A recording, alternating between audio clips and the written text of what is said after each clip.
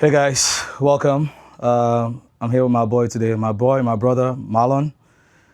Today is all about recording, recording, but also mics. What we're doing today is recording a few mics on the kick and the snare, trying to see what the mic sounds like. We know a lot of people like certain mics, people have their preference, their taste, but I know some people don't have access to certain mics to know what it sounds like. So I have a few collection of mics here today that I was able to get my hands on. So we're gonna go through this exercise and try to capture it as clean as possible, no processing, so we can hear what the tone of the mic sounds like. Hopefully this will help somebody trying to make a decision on what mic they would like to buy, maybe what mics they prefer. Yeah, so we're just gonna try and have a little bit of fun here. Today we're gonna work on kick and snare, but you know, depending on how this is, we might come back and maybe do like toms, overheads, and maybe the whole kit. But yeah, we have quite a number of mics to go, probably about 12 kick mics and maybe 22 snare mics. So pray for us, yo. You know, it's about to be something. But yeah, we're gonna start with kick, and he's gonna be doing all the playing. I'm just gonna be recording, and we'll talk about what we're hearing. All right, here we go, guys.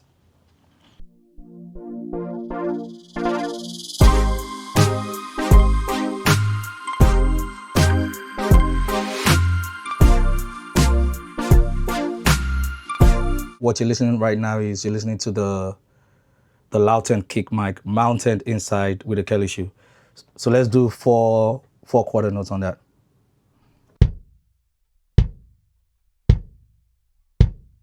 Okay, guys, you've heard the Lauten Kick Mic. We're gonna try and move as quick as possible, try not to make this too long. We might talk about some of the things we're hearing, some things we might not talk about. Real quick, just give me your thoughts on the Lauten Kick Mic. I know we've used the Lauten Kick Mic on our shows regularly. By the way, the kit we're using is what is the kit? A DW? No, this is Oh, sorry. Thermostat Classic. Sorry, guys. Yeah. Thermostat Classic. This is what we use for our corporate gig in Hybrid 7. So we already have a Lauten Kick Mic mounted on the inside with a Kelly shoe. That's the only kick mic we use on our gig. But real quick, thoughts on that? Real quick, I think this is the fullest mic that I've ever come across. You have the attack, you have the low end, and you have some of that mid range. So overall, I think this is my favorite mic so far because it gives you everything in one. And this is without a sub kick mic.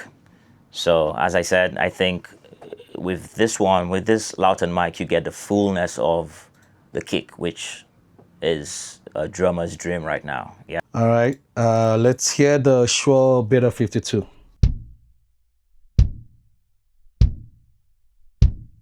All right, thought process on that real quick. I'm missing it has the attack. Like you could feel the attack. You do miss the lower end on this one. But this one is pretty nice as well. But just to be quick, I think the low end is missing for me. We're gonna switch out to the SE V kick.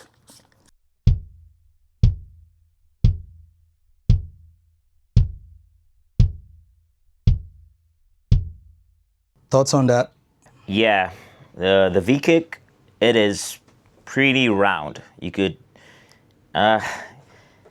feel the sub kick into the V kick, and you could also get that top end from that mic. So I always like the V kick. Definitely a to-go mic for me. So just for you guys to know, the V kick is currently on both the classic settings.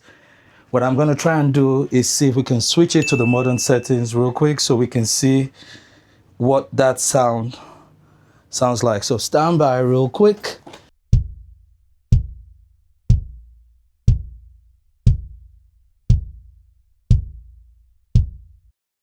Thoughts on that?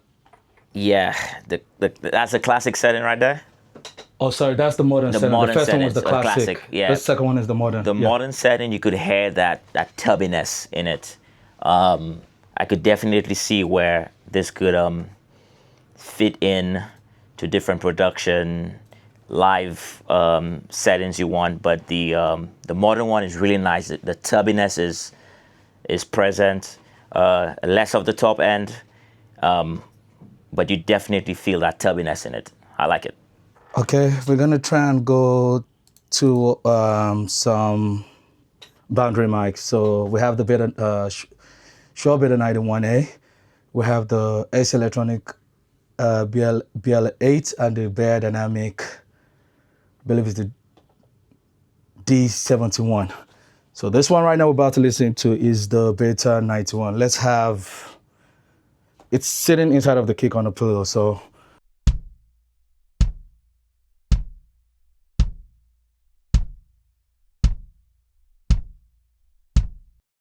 thoughts on that? Very complete. You could really hear the sub of the kick drum, and I feel like it scoops a lot of the mid range, so you hear that beefiness of the kick drum. Yeah, I like this one. Yeah. And for the Beta 91, it's actually on the EQ setting that is scooped. So let's actually try it with the EQ not scoop. We're gonna go to the flat EQ real quick. So let's listen again to the Beta 91 with the EQ flat.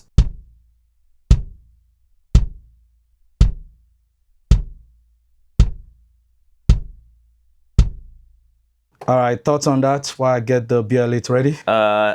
When we did it previously, it was scooped, so you could have felt the lower end.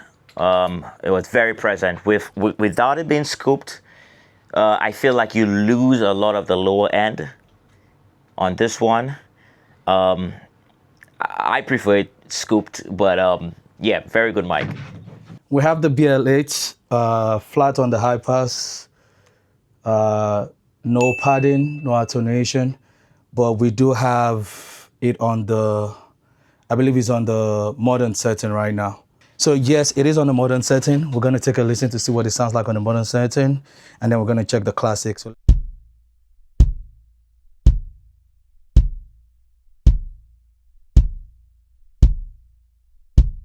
Thoughts? Why change it to the classic? Very full, very round, very complete. Not much to say. Like, yeah, very complete. The sub, the roundness of the kick is very present with this mic. We're gonna hear the classic, and then we're gonna go to flat.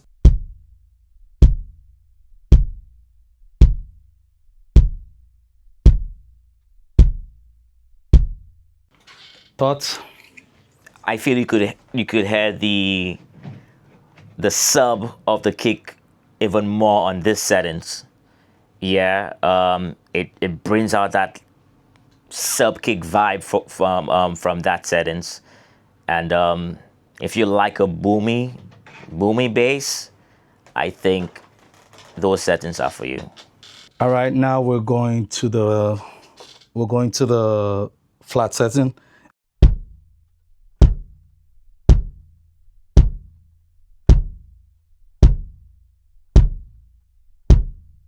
Thoughts?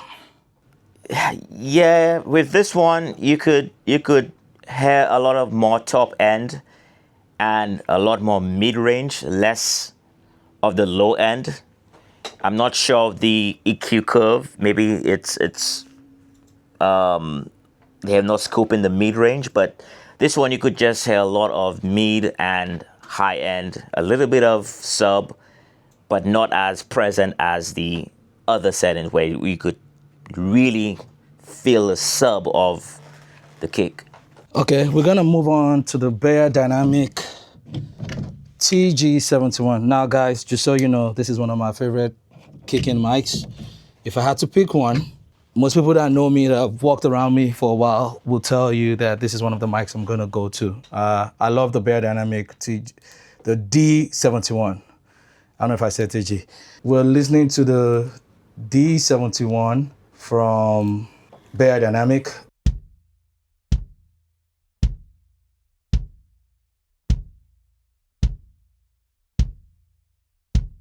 Thoughts? And before you say anything, just transparency, guys.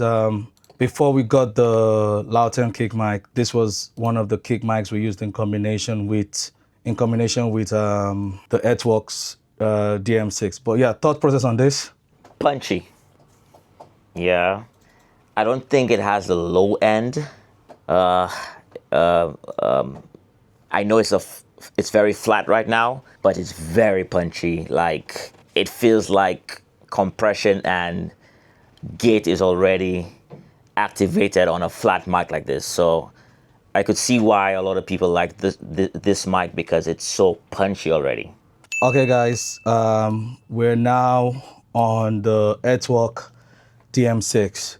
Transparency moment also, before we got the Lauten Kick Mic, we used the DM6, like I said previously, in combination with the Beyerdynamic D71.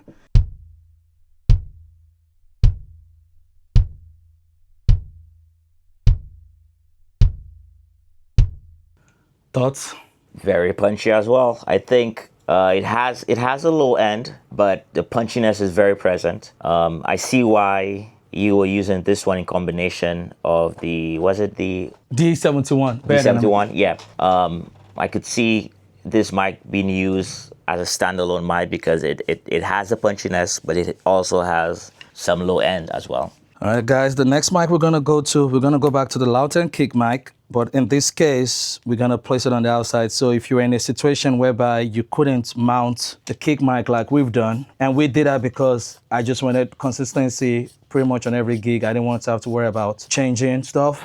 That's why we went with mounting it. But this would be the Lauten mic on a mic stand, what it would sound like. And I always advise you try and put it inside. So that's what we've done right here, as you can see. This is the Lauten Kick Mic on a mic stand not mounted inside the kick.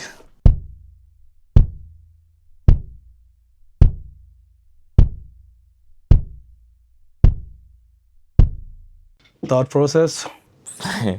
This mic is so full. Yeah, it sounds like two mics, like you have a sub and a second mic for top end. It's so full and you still get that top end from it. Yeah, like I think that's one of my favorite mics so far.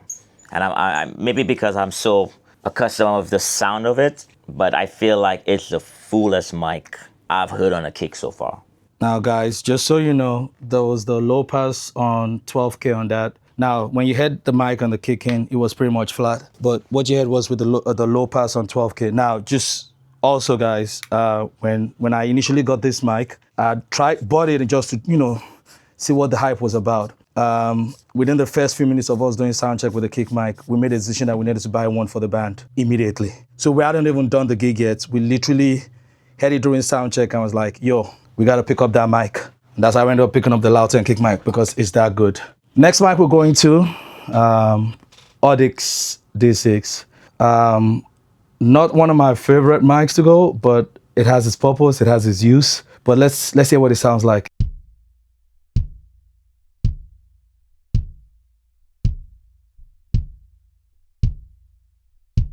Thought process on that? Sounds like an Audix D6. Top end is very present. It does have some low end, It used to be one of my favorite mics. Good mic. So guys, just because I said it's my least favorite mic doesn't mean I don't like using it. We have to remember, guys, a lot of these mics will sound different, but what I always try to think about is the application of the mic. What am I looking for? What am I looking to do? How am I looking to capture the tone?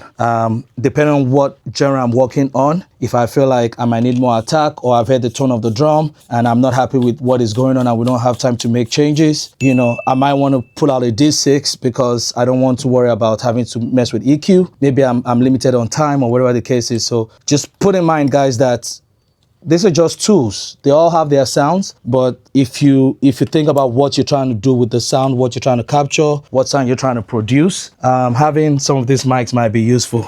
Next mic we're going to go to is the Heil PR48. So we're using the Heil PR48 right now.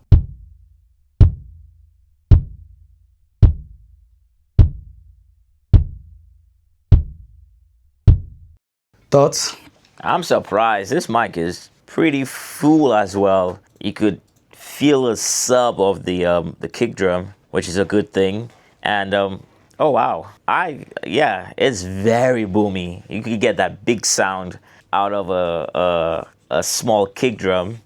Yeah, you could get a very big sound out of that mic, and I think this mic is very, very subby, which could be a good thing. So guys, here's a funny story. When I bought this mic and I tried it on a kick on a gig, I wasn't impressed. Now, anybody that knows me knows I love Heil products. I literally pretty much have almost all their mics because I love the way their mics sound. But this was not impressive for me. It's not one of the mics I go to on kicks, but where I found it to be very good on, organ low. So interesting that, Marlon, the drummer, has heard it and likes what he's hearing. I've never really had any good success with what I wanted to hear from a kick mic with it. But anytime I have a live organ, it's the first mic I bring out for my organ low because it's that good. So the next mic we're going to is the Lewitt Audio 340 Rex. Now, if anybody knows me, you know I love Lewitt Audio. I love Lewitt Audio. I've bought a lot of their mics. We'll continue to buy their mics because their product is great. The only mic I don't have here today, unfortunately, because it's rented out, is the 640 Rex, which has the two kick mic in one. It has a condenser and a dynamic. We're going to listen to the dynamic part of that mic in the 340 Rex.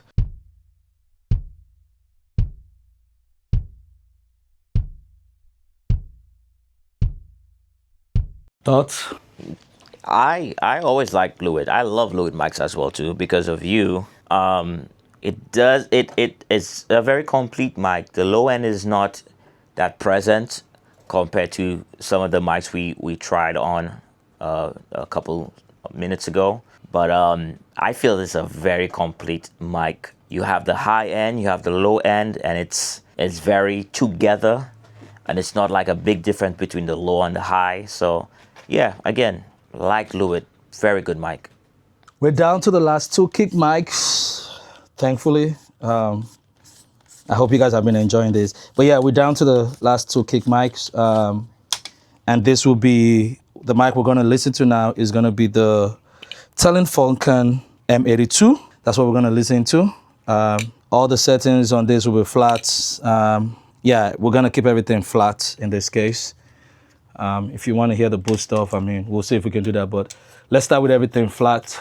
This is a side end address mic. So, just be mindful when you put it, when you're setting it up, how you get the mic in there. This mic, surprisingly, is a really good mic. I don't own a lot of Telefunken. I haven't used a lot of Telefunken mics, but this was one of the first one I got, and I've been impressed by what I've heard. All right, so this is the Telefunken M82. This is the settings all flat. We're gonna take a listen, and then we're gonna come back and do the scoop.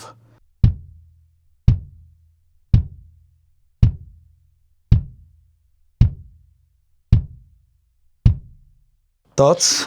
Big mic for big sound. You really do get a big sound out of this mic, which is surprising. I don't think I've ever used this mic or play on this mic, but yeah, very big, very, very, very big. You could hear that tubbiness in the kick, which I like. All right, so we've changed it to the setting whereby you can scoop the high end, and I'll put a graph. If I can find the frequency chart, I'll put some of these frequency charts up there so you can see what it's doing.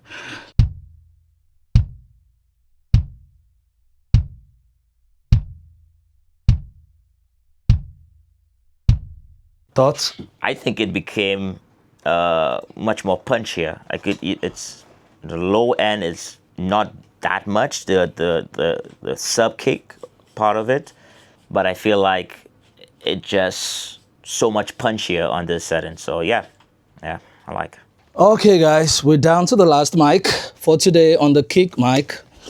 I know there's some other kick mics out there, the Sennheiser 901, I believe, of course I mentioned the Lewitt 640 Rex, I'm sure the new Shure mic and all that kind of stuff. I don't have access to all those mics. What I brought out is what I have access to. So hopefully this has been helpful for somebody. This mic is a special one because it's not like a regular mic. For those that have worked in the recording world, some of you might have remembered the I think it's the Amaz sub kick. And that's what we have in the LoFREQ. That's a version of the sub kick. So we're gonna listen to what that sounds like. I'm putting it a little bit close to the head, and then we'll probably put it by the hole here and see what that feels like also. So we're gonna listen to the LoFREQ placed against close to the head of the skin, and then once we're done with that, we'll take a listen and then come back and listen to what it sounds like when we actually put it on the hole.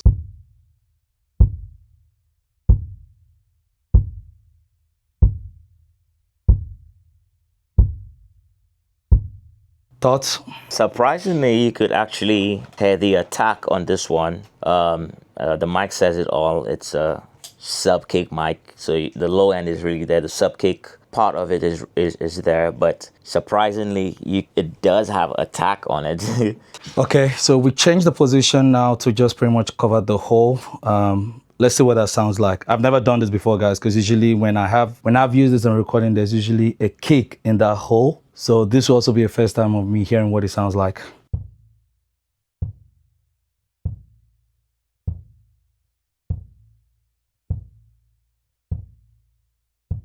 Thoughts? Yeah, this sub kick is giving you sub kick vibes. Surprisingly too, as well, you get more the sub sound when it's in this position. So I think the next time, or if I'm doing a recording with it in the studio, I would try it this way, because you could really feel that sub kick when it's in this position. But there you have it. We've gone through number of condenser dynamic mics. You've seen the mics and you've heard what it sounds like. Talk to us. What are you guys hearing in the samples you heard? What do you guys feel? And if you're interested, I'll leave a Dropbox link for you to download the high quality file so you can go listen in your own DAWs. If you want to try EQing and see how they take EQ, you could try that out. I know one mic that takes EQ really well is the Lauten mics. You can do some crazy EQ and you don't really hear a lot of those changes. But yeah, thanks for joining us today. Hope this has been educative and informative for you guys. See you on the next one. Peace.